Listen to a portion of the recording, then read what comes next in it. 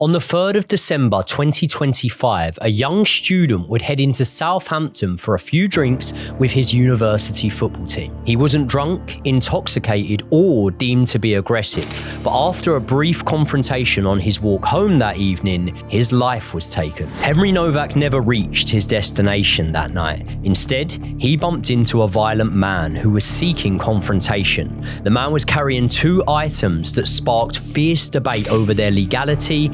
He had an obsession with weapons, and he had a family willing to lie for him at the expense of an innocent man's life. Today we're going to talk about an incident that gripped the country, a sequence of events that made people question the integrity of our police force, a prison sentence which many people felt was way too lenient, and despite the attacker and his mother being sent to prison, the continued question of was justice really served here. Today we're going to be talking about both the police handling and the murder of Henry Nowak.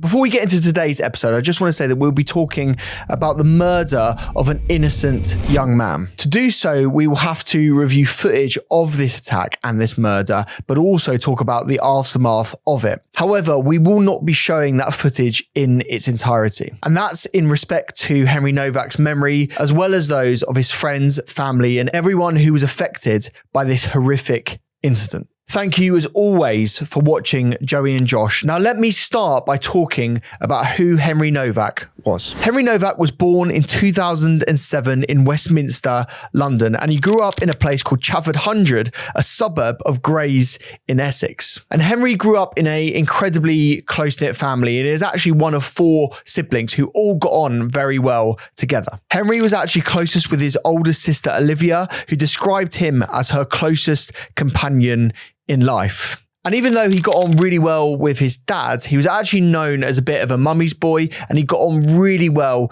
with his mother, Lucy. His mum later went on to say that he was ambitious, determined, and full of life. Henry went to school at Harris Academy, Chafford Hundred, and people said that he was really well liked at school and that he had loads of mates. During his studies at school, he went on to work at a local Morrison's in Grays, and he was known as being a grafter and someone that really wanted to not only look after his studies, but also make sure that he had a bit of cash for himself. And what was clear is that Henry was a very smart lad. He got into university at Southampton, and there he studied accounting and finance, a degree which is very difficult to get into.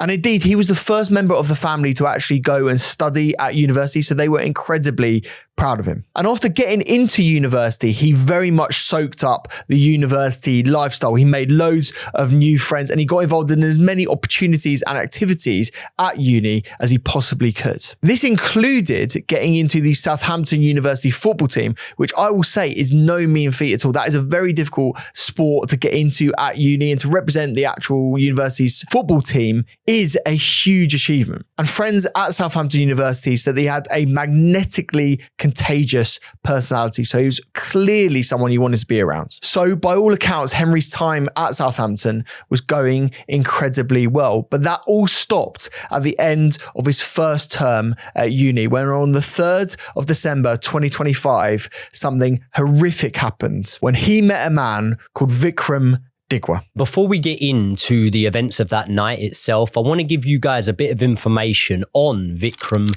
Digwa. He was actually born in the year 2003 in Southampton to parents Moga Singh and Kiran Kaur. He also had an older brother called Gurdeep, and little is actually known about the family itself. The only thing that I could find from my research was that apparently Vikram's dad ran a valet business in Southampton. And it's been stated in the aftermath that there were members of their local community that felt like the parents actually mollycoddled the 2 brothers. And this was amplified by an apparent incident where they actually told members of their community that our sons can basically do no wrong. And although this has been claimed, it is important to say this is just an allegation from someone that spoke out from the local community. What is proven is that eventually prosecutors said that Vickrum had an unhealthy obsession with weapons. It's said that this obsession arose from around the age of 12 years old. And it's around this time that Vickrum allegedly aligned himself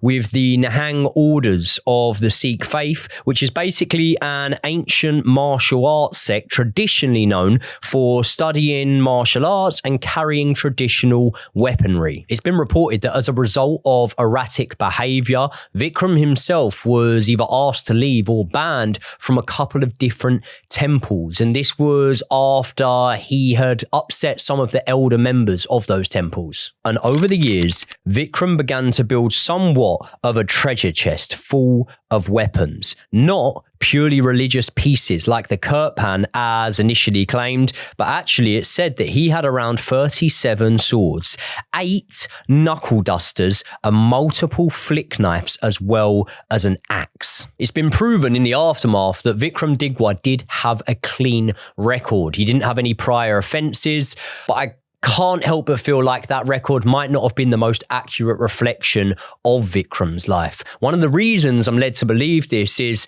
there have been multiple videos that have surfaced online. One that showed a guy that seemed to be in a bit of road rage, and this was alleged to have been Vickrum himself. In that video, you can see him becoming aggressive. We haven't got any context as to what happened before that incident, but you can see that he is carrying a weapon on him at that time. A weapon that it has since been disputed that this was a kirpan at the time, which legally members of the Sikh community are allowed to carry. And there was more concerningly a video of a young man in a back garden believed to be Vickrum who was actually holding and shooting a firearm. And that is pretty much all we know about the life and upbringing of Vickrum Digwa, which actually takes us to the night of December 3rd, 2025 at around 8:30 p.m. when Henry Nowak himself decides to leave his uni halls and head out to meet some of his friends. It's not known what exact time Vickrum Digwa headed out that night, but what is known is that he was seen in and around the area outside, and it was also noted that other people had noticed that he was carrying what they perceived to be a weapon. Henry meets up with some pals in a pub, but like I say, he's not drunk. It was proven he was actually below even the legal drink drive limit, and obviously he was on foot, he wasn't driving. He left the pub and started walking back to his uni accommodation, and it was on that path at around 11:15 p.m. that he bumps into Vickrum. And because Henry is tragically not here to tell his side of the story, I suppose you could say it's open to interpretation of what actually happened in that moment. But what I can tell you is how the incident was portrayed in court. And that was along the walk home, Vickrum may well have been on the same pathway as Henry. One of two things was either likely to have happened at that moment. Henry either spotted the kirpan, which was perceived to be a weapon at the time, or Vickrum Digwa at least didn't move himself to the side a little bit, as we all do, so you can walk past someone on a path without either of you brushing past. The reason I say this is because there was believed to, of course, have been an incident that actually sparked somewhat of a confrontation between the two. During this confrontation, the courtroom heard what was allegedly said between the two men, and this actually involved Henry Nowak asking Vickrum Digwa if he was a bad man. Now, obviously, I'm just going on trying to draw the dots together. This is why I believe the sort of theory that there was some sort of confrontation which could well have been Vickrum Digwa not moving out the way for Henry Nowak. It could well have been Henry Nowak spotting what obviously we've come to believe was a kirpan. Obviously, there is a bit of question over whether this was bigger than the traditional kirpan, which we'll get onto, but it could well have been he had spotted what is actually a religious piece, but maybe perceived it to have been a weapon. There was definitely something there, in our opinion, to spark the debate and the argument between the two. Well, this is the thing. I think if you're walking down the street and you see anyone carrying what is tantamount to a sword, you're particularly concerned. Like, you're worried about if that person's getting in your way or if that person's in your general vicinity. If I was walking down the street at night or at any time, to be honest with you, and someone was coming towards me with a weapon, I would certainly be anxious. I'd certainly be on high alert because you never know what's going to happen in the modern world. And Vickrum Digwa in that situation actually does walk over to Henry Nowak and say, yeah, I am a bad man. This was read out in court. Once again, to go back to your point there, I know a lot of members of the Sikh community, and I have seen many members of the Sikh community carrying a kirpan. It's very, very common. This could just be from what I've seen, but often they are a fair bit smaller than the kirpan, if it was that Vickrum Digwa was said to have had on him in that incident. Now, whether Henry was intimidated, felt like he needed to document the situation, or just wasn't scared of Vickrum is unknown. But what is known is at this point, Henry gets his phone out and starts filming Digwa. Vickrum snatches Henry's phone out of his hand, and that's the first time that things become physical, because at this point, Henry probably thinks that he's getting robbed and tries to get his phone back. And during the scuffle, Digwa drew his 21-centimeter blade out and stabbed Henry Nowak 5 times, inflicting a fatal chest wound that would cause massive internal bleeding, as well as deep punctures to his shoulder and upper legs. Now, Josh, have you ever actually seen the sort of combat training, martial arts style video of Vickrum Digwa when he is handling a weapon? I'd never actually even heard of this, no. No, so this was a video that came out in the aftermath. It circulated a little bit online. And one of the things you could say is, in terms of the skill set of this certain martial art, which I believe is obviously non-contact, but there's a lot of risk to it because you're handling blades and whatnot. Vickrum Digwa did look very well schooled in this, which leads me to the opinion, much like, you know, if it was a boxing fight or something like that, then coming from a boxing background, I would specifically probably know what type of punch I'd thrown, what area I'd aimed for. With that sort of experience in combat, it would lead me to the belief that Vickrum Digwa took aim for certain areas on Henry Nowak and understood what the consequences of that could well be. So with my opinion being expressed there, it really is so hard to know what happened after this. After Henry Nowak was stabbed, Vickrum Digwa himself got out his own phone and he started to film Henry Nowak in a real time of need, a time when his life needed saving and he's on the floor. Vickrum Digwa also took multiple pictures of Henry Nowak on the floor while he was struggling to breathe. It's believed that Vickrum Digwa called his brother Gurpreet straight away after the attack, and due to the fact that the attack actually happened almost like a stone's throw from the Digwa household, Gurpreet arrives on the scene pretty quick. And pretty much straight away is when the attempted cover-up begins. Gurpreet rings the police and tells them that his brother has been racially attacked.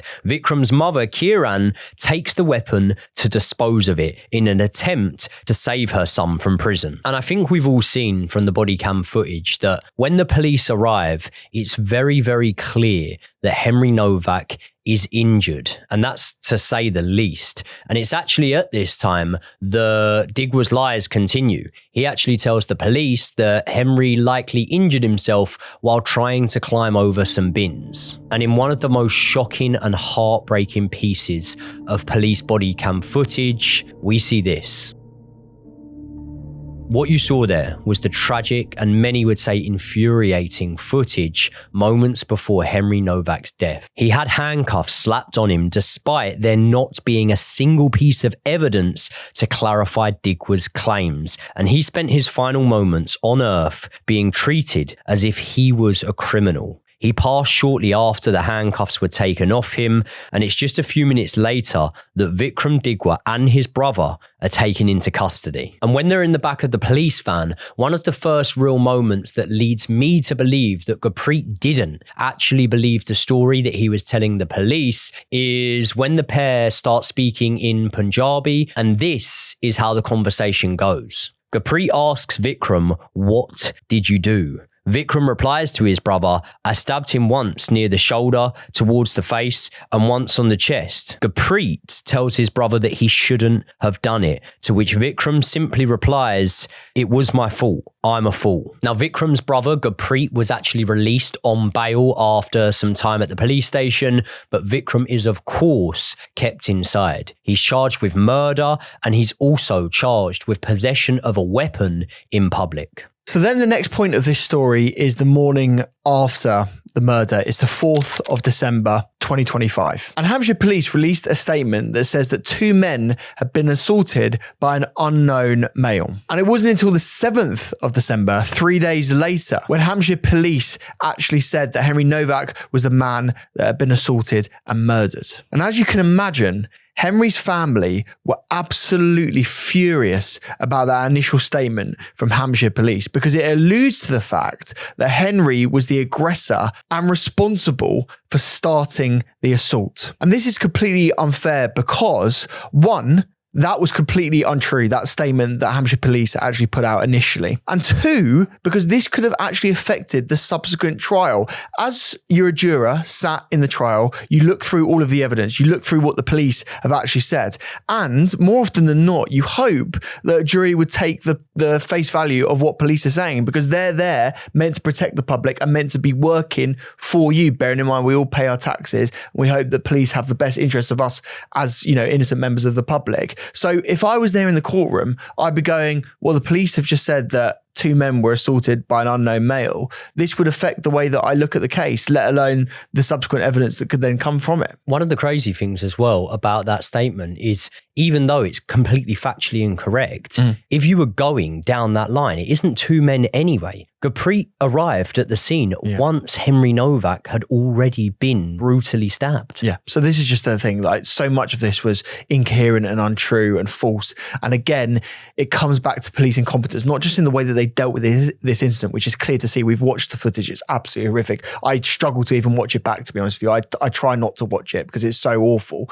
But not only that, it was also the way that the police then behaved afterwards that was absolutely tragic, as well as the event itself. And then soon after this is a period in which we think nothing is happening in the case. Like pretty much it goes quiet from a media perspective. The police aren't giving a lot of statements. The media aren't necessarily talking about this in great detail because evidence was being gathered and they were trying to piece together what actually happened on that night rather than what we were just being told. And that was until May 2026, when the Daily Echo reported that an officer was the person that handcuffed Henry while he was dying. The full name of this officer was also leaked, as well as another who was at the scene. And these officers, because their name was out there, and I'm intentionally not giving their names as part of this because it's very much disputed whether these were the people, and we'll explain why in a second, but they got a lot of hassle as a result of this, so much so they actually received death threats,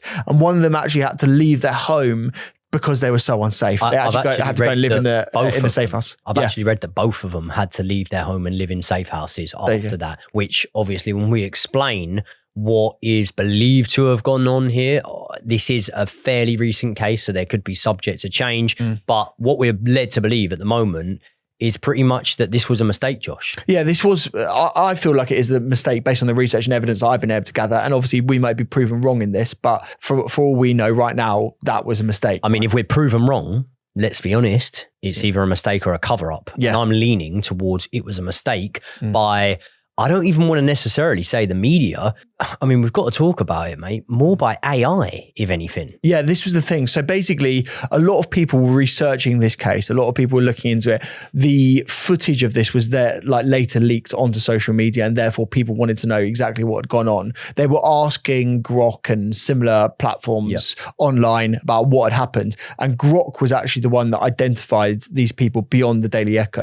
And I think Grok had found that information from the Daily Echo, but then had echoed it. Well, it wasn't just Grok. I think that was what started the trend off. But obviously when this body cam footage got leaked and appeared online or got released, I myself started asking the question to research for this case, who the police officers in question were. And I got given the same 2 names, even by Google's AI service. There you go. I got given those same 2 names. And what we had come to learn in the aftermath was that one of those police officers had actually finished her reign with the police around a year before that.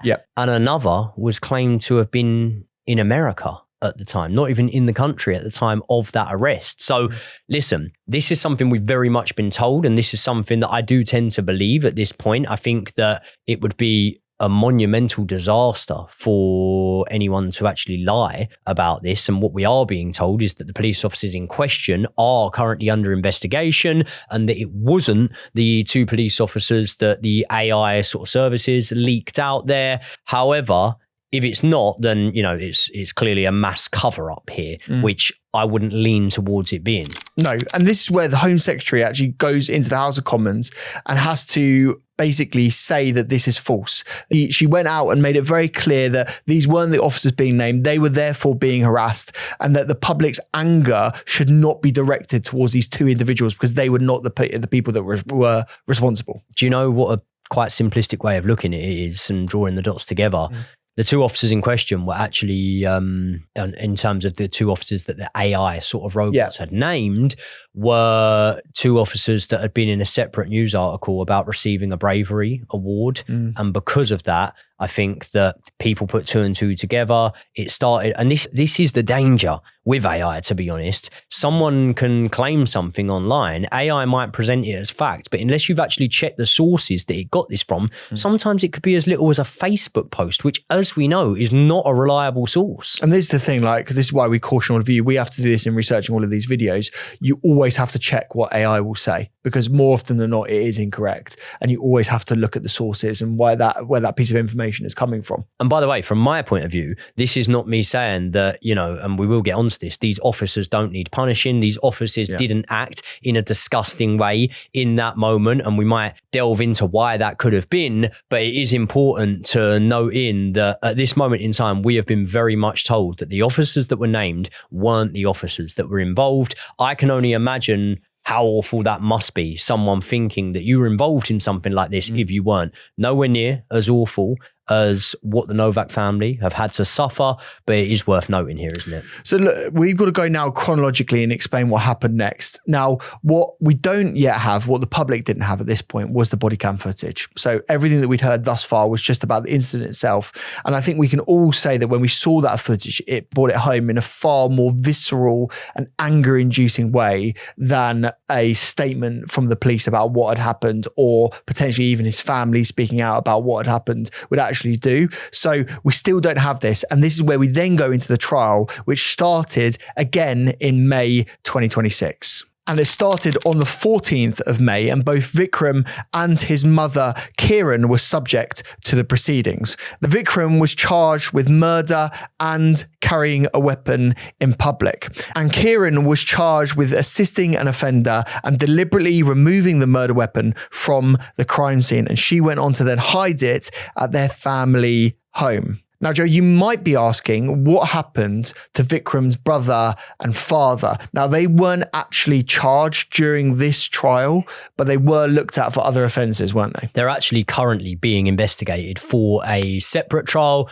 And obviously, the allegations and the surrounding context with Vickrum's dad is something that really we don't know all that much about. And hopefully more will come to light as this investigation goes on. The elephant in the room that I have to discuss is Gurpreet, Vickrum's brother. Yep. Now, I am very much led to believe that Gurpreet did not believe the story that he was telling the police. When he said about his brother being racially attacked, when he said that his brother hadn't done anything himself, it's hard for me to believe that when the second they got in the police van, we're led to believe that he started talking in Punjabi, which they both spoke fluently, and therefore a way to potentially deceive the police. Obviously, it's a bit of a crazy one to think that that would deceive the police, because of course there are going to be police officers themselves that may as their mother's tongue, or at least know and be fluent in Punjabi themselves. Maybe it was a way of being able to buy time, but what did happen in that moment was he very much questioned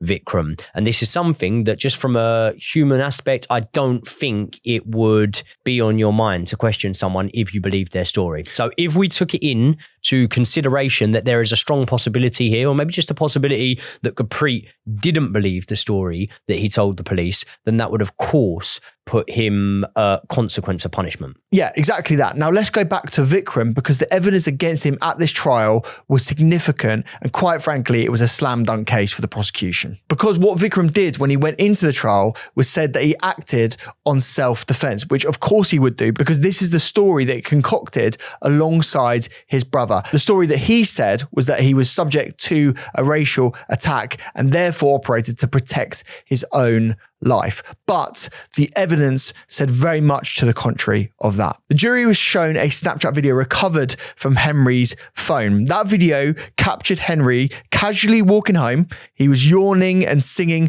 before cheekily asking Digwa, "You think you're a bad man? Say you're a bad man. Go on." And then obviously Digwa then replies, "I am a bad man," and sort of then goes off. And then there's a physical altercation from that point. Basically, he tries to snatch his phone away, and that's where the recording actually stops, isn't it? So what's clear is that Vickrum made the first move. He advances towards Henry, and then the assault began. Then Vickrum's story is that Henry violently assaulted him, removing his turban, punching him, and as I say, racially abusing him, both physically and verbally. However, the prosecution played a bystander's video that was recorded immediately after the attack, and it showed that Vickrum's hair was still tied up. And again, it goes into this story that's been concocted by Vickrum, because by the time the police arrived, his hair had been let down as if his turban had been removed by someone else. Which definitely suggests premeditation in terms of, I'm going to get this lie, I'm going to get the wheels rolling almost, so to speak. Exactly that. And I suppose the most damning piece of evidence really is what you've said over and over again in terms of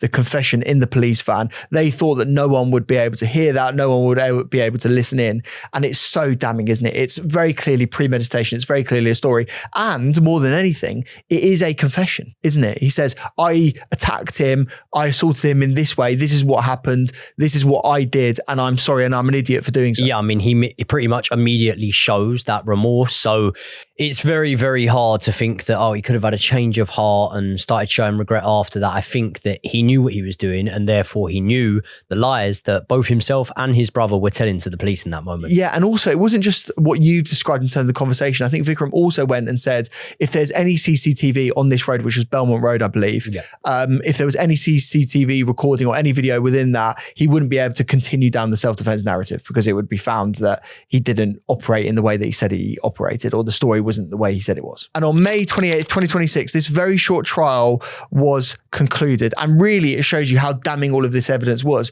because it lasted only a few weeks, this trial. The jury completely rejected Vickrum's claim of self-defense, finding him guilty of murder and carrying a knife in public. His mother was also found guilty of assisting an offender because she answered that call from her sons to help them remove that bladed murder weapon. She ended up taking that weapon away and, as I say, harboring it back in the family home. And as a result of these verdicts, the sentences were then also very swiftly laid down upon them. Vickrum, on June the 1st, 2026, was sentenced to life imprisonment with a minimum term of 21 years. And he also received a concurrent sentence for that weapon possession charge that was laid on him as well. And on July 17th, 2026, Kiran Kaur, Vickrum's mother, was also sentenced to her crimes. She received 3 years of immediate imprisonment because she was trying to obscure that murder weapon, and also for the arsenal of weapons that was found inside of the family home. So we've got the sentences for Vickrum and his mother. We're still awaiting the trial of his brother and his father. But what a lot of people would ask from this point on is what happened to the police officers? Surely there is some criminal charges or case that's going to be deemed against them because of their involvement in this. Effectively, they saw a dying young boy alone on the street and they effectively let him die. Yeah, and this is one of the most concerning parts of the case, one of the most hotly debated parts of this tragic case. And it really does come down to, why on earth did the police act in this way? Now, the first thing that I'll just point out to you is that it's actually believed that in September of this year, 2026, there's going to be somewhat of an outcome to this case. Now, it's said that the two police officers, which weren't the ones apparently named by AI, are actually suspended from their roles at the minute. You would very much hope that that means without pay, because I can't lie here. the way they treated a dying young man is absolutely appalling. And let's just clarify this, because people have seen the footage, but sometimes it's only clips of the footage and they haven't seen everything, that we might have been able to see, right, in the case. They left that boy on the street for 8 minutes. It wasn't like it was sort of like, 1 minute, we've figured out what's gone on. He's actually has been stabbed. He's bleeding out. We need to look after him. It was 8 minutes. 8 minutes is a long period of time, especially when someone is in a life or death condition. And it wasn't a period, Josh, where Henry Nowak was unresponsive. He was consistently telling them that he couldn't breathe at that moment. And that's one of the most heartbreaking things from watching that footage, which, as you said earlier, is so hard to actually watch. Henry Nowak is telling the police that he can't breathe. At one point, he tells the police officer that he's been stabbed, and a phrase that is even chilling to say it occurred when the police officer turns around and says, "I don't think you have, mate." That makes your blood boil. It's honestly one of the most degrading ways that you could treat a dying teenager in their final moments. Yeah. And then in the trial, what really annoyed me about this is they said, even if the police officers had acted straight away, even if they had got him straight into an ambulance, the fact of the matter is his injuries were so severe that he would not be able to be rescued and be able to be saved, right? What almost, like, I do get the point of saying that, but at the same time, okay, what? So you don't need to treat a dying teenager with dignity and with honor rather than treating them like a criminal. I do understand that there will be a lot of people that would point out, well, hold on, you could have saved him. And if that's their genuine belief, then I understand it. But the way they delivered that was fucking disgusting for me. It is. And this is the thing, it doesn't help the case of being so angry against the police when a pathologist is going in the trial and saying there's nothing these police officers could have done. Because quite frankly, a lot of people have countered that. There was an article in the Telegraph that they went through with another pathologist, and the pathologist said if he'd been airlifted straight away, or even if he'd been seen by an ambulance straight away, taken to hospital, he may well have survived. Yep. So a lot of people have even said that that's a load of rubbish as well. Yeah, there's always going to be differences of opinions, as we've seen in loads of cases that we've covered where different medical professionals have spoke in the aftermath, and therefore, although it was kind of said in court, it is a little bit more open-ended there. I think that the distrust at the police is something that rose to record heights after this. And there was obviously the question there of, could there be a factor of institutional racism here? Not in the way that we had seen it in the Stephen Lawrence case, which we covered recently, which the police again acted absolutely appalling in. But in terms of, listen, I'll give my personal opinion. Yep. My personal opinion is that when the police rocked up to that crime scene, because of the nature of the allegation that was initially put over by Gurpreet and then backed up by Vickrum himself, it did very much seem like, if it wasn't a case of you were scared to offend someone after, or discriminate against someone after they had claimed to be the victim of an attack and what was described as a racial attack, then I would really be interested to know what your thought process is. Because once you take away that factor and you deal with a situation in hand, you have got one man on the floor and you've got another man with the rest of his family there. A member of his family has already told you that this man has blood in his mouth. Why on earth would you just take it at face value in that moment? And why on earth would you speak with that fucking disgusting tone to then say, I don't think you have, mate, as if this is a drunk idiot on the floor or something like that, a guy that's just stumbled out of a pub? It's honestly heartbreaking that the police treated him in this way, and infuriating by the same logic. So I think that that's a valid claim to put up there. And I think that there's a lot that needs to be gone into in terms of an inquest and investigation in this as to why those police officers felt that they needed to act in that way. That being said, I very much do think that the anger and the questions a lot of the time needed to be at the police. And there was definitely instances in this case that I want to speak about where I do think that anger was massively misaimed at certain sections and certain communities. And I want to bring this in by speaking at the fact that there were members of the Sikh community in certain temples and places of worship after that said that they recorded record high incidents of hatred towards that community. And once again, that's something that I massively condemn. It's something that really upsets me, to be fair, because I've been brought up, one of the areas that I was brought up pretty much my whole life. I lived there and was born there, was a place called Stoneleigh. I lived around the corner from a temple with a lot of members of the Sikh community. And again, listen, there's members in every single community that are outliers and that do not represent that community. But I think that because of the perception of the murder weapon, which we're going to speak about now, there was a lot there that people thought it tied back to the Sikh community, which in my opinion is ridiculous. I mean, the Kirpan itself was not used in this murder. And not only that, do you know how many murders have been recorded in the UK that Kirpan was the murder weapon? I would say less than a handful. Surely. None. Yeah, there you go. And the fact of the matter is that Henry Nowak's family came out after the trial. They spoke, I believe, like on the steps of the trial, and they said, we don't want this to be politicized any more than it already has been. Because, by the way, there were riots at the end of this. There were speeches by various politicians in various different ways, blaming the Sikh community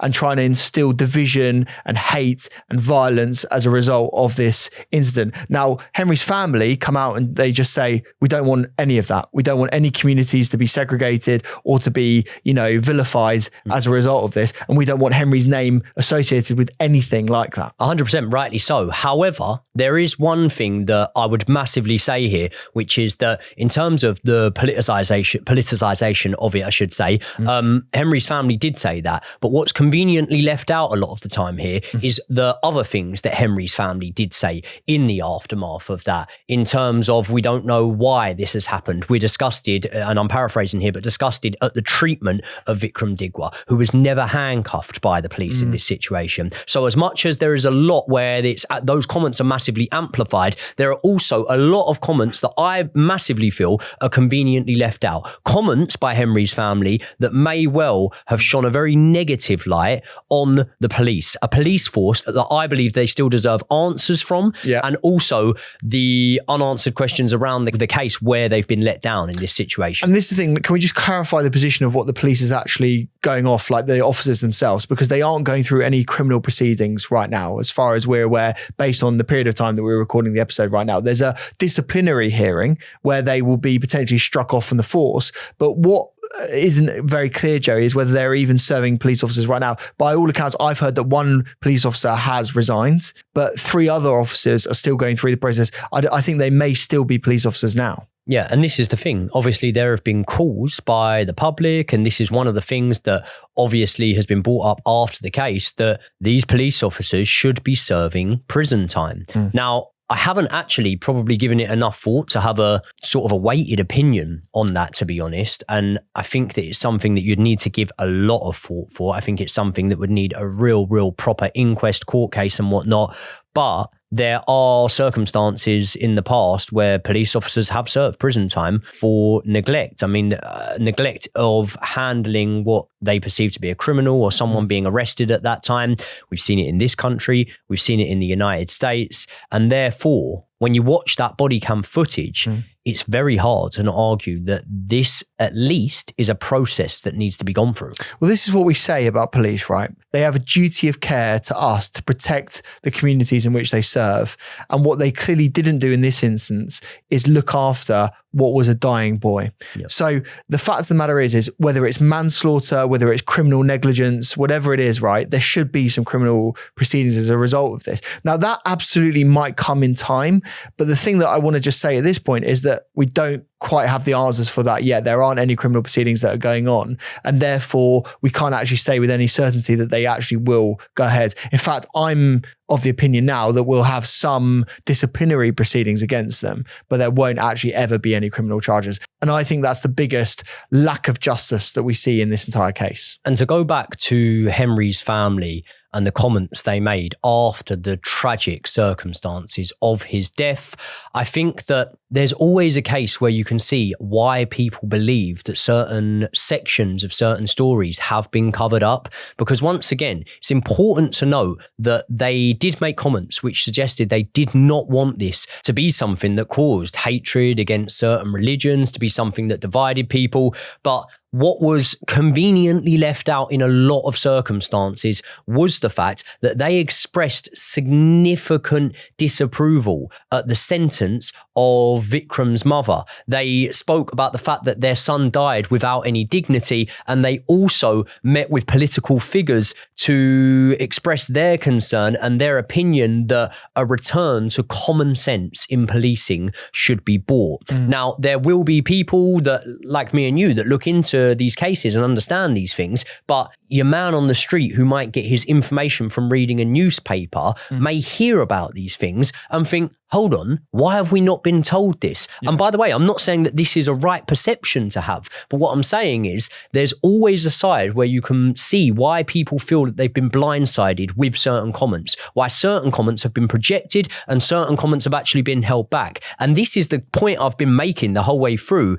I do not feel like Henry Nowak's family have been at all satisfied with the outcome of the case, the trial, the sentencing to Vickrum Digwa and to his mother, and the police investigation. And therefore, if there was any anger that should be aimed at anyone, and I'm not saying there is, but I feel like the point they were making is it definitely shouldn't be aimed, rightly so in my opinion, at the Sikh community at all. It should be aimed at the police. The Sikh community, by the way, who raised multiple concerns about Vickrum Digwa, who stopped Vickrum Digwa attending multiple temples over the years because they felt like he had an erratic side to him. A community that came out and condemned his actions in the immediate aftermath. That's the key thing there, isn't it? Yeah, I totally agree with you. And I believe that the spotlight should now be on the police rather than individual communities that we can be talking about. So I feel like we've kind of summarized what's happened to date after the trial, but there have been a few other things that have happened in the preceding months thereafter. And I feel like we have to talk about them very briefly at the end of this video, right? So there was actually an appeal by the British government to try and get the sentence even increased from what it was. Have you heard about this? I haven't actually looked into it too much. I'd read about it. So the Solicitor General, Ellie Reeves, referred Vickram's 21-year minimum sentence to the Court of Appeal under the unduly lenient sentence scheme, arguing that it was way too low and that the actual time served should be increased. And I believe, Joey, we're still waiting on the outcome of that at this point. And while this was going on, I don't know if you know this, but Vickram was actually trying to get an appeal for himself. He was actually speaking to the Court of Appeal and asking for his sentence to actually be lowered rather than increased. Which is crazy, if you ask me. What grounds did he possibly feel that that was going to be a successful option on? Yeah, by the way, that we still don't know the outcome of that. So that could still go through. No way. And then the final thing that we should still say is that there is a trial date now set for both Vickram's father and brother to actually be sentenced in their own right. And that isn't happening, again, I don't know if you know this, until September 2027. It's a long time away. Which is ridiculous, once again, bearing in mind that if either man or potentially both men are found guilty, they would have been out on bail in this time. It's such a tragic and awful situation. It's a situation that we found it so hard to actually make a video about because as a parent, it's your worst nightmare. You know, your child is technically of sort of legal age to go out there and to be going out into the world seeking an education for a better future. And that future is horrifically ripped away from them. This is, however, a case that we've had suggested and had our viewers asking for a long, long time. And this was something that definitely gained a lot of traction after the episode that we did on the murder of Stephen Lawrence, because I think it's fact, isn't it, that in both cases, you can really raise huge questions of the police's handling of these two murders, very much separate, but very much two murders that come to a conclusion here that the police action was absolutely inept in this situation. Our thoughts, prayers and condolences go out to the family of Henry Nowak and to anyone affected by this case. And we just sincerely hope that we have done it justice in how we spoke about this case today. We've tried to cover it from all angles at the same time as, let's be honest, uncharted territory in a way of giving our opinions on stuff as well. And we really, really do hope that it's received in the way intended. What we'll never do is hide away from these stories. We'll always seek to cover them where we can because we're trying to tell the truth and trying to talk about it. And what we really struggle with in this case was actually finding other videos to explain what exactly happened beyond news articles or beyond the body cam footage itself. We haven't really heard any other creators talk about it. So that's why we felt compelled to really say we should do a video on this, tell the full story, and again, do it to the best of our abilities. Which is all we can do, to be honest, on this channel. So thank you so much to you guys that have watched to the end of another video. Thank you to you guys that requested this video. As we say, we hope we did it service and justice, and we will see you all in the next one.